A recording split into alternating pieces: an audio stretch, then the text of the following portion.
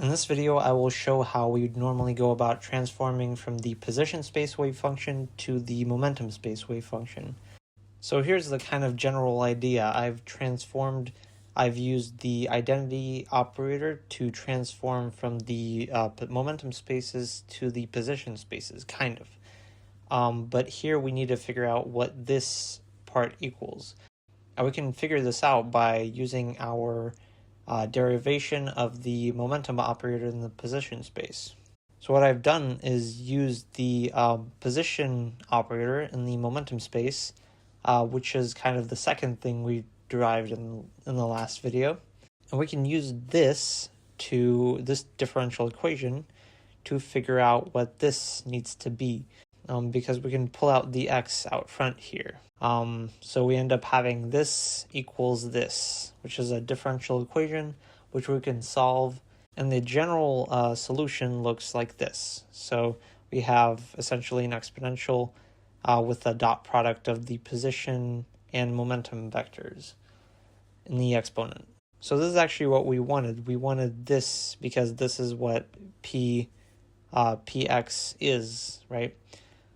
So we can use this result, and when we substitute this into here, what we end up with is this. So here we have a way to transform from the position space wave function to the momentum space wave function. But we kind of would like to know what this constant is, and the way we can figure that out is by kind of doing it the other way around as well.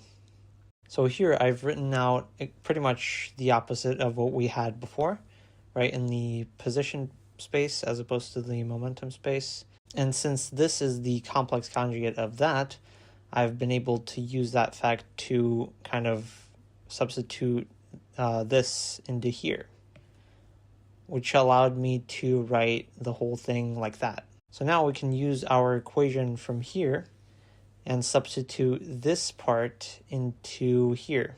And once we do that, we end up with this. Now, if you're familiar with a bit of Fourier analysis, you might kind of recognize this being something similar to a Fourier transform. And that's essentially what it is. It's just the three-dimensional equivalent of that. So since it's three-dimensional, we end up with this 3 up here. And we also get an h bar in here because of h bars in here. But essentially, this is a three-dimensional Fourier transform. And we can use this result to calculate this a over here by just doing a bit of algebra. And once we do that, we find that a is this, where alpha is just some global phase that we can just set to 0 without loss of generality. So we can just kind of ignore this part and say that alpha is this, because it doesn't really matter what we set alpha to. So here I've written out our result that we got. As you can see, to transform from the position basis to the momentum basis, all you have to do is kind of perform this Fourier transform to do that. And in order to transform from the momentum basis to the position basis, you have to do the inverse Fourier transform.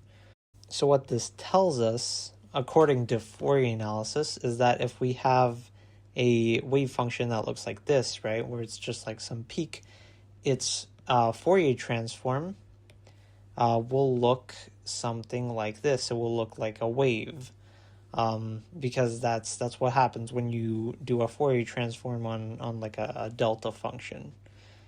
And the opposite is true. If you have a wave for the space wave function, and you transform to the momentum space wave function, all of a sudden it will have this peak at one point.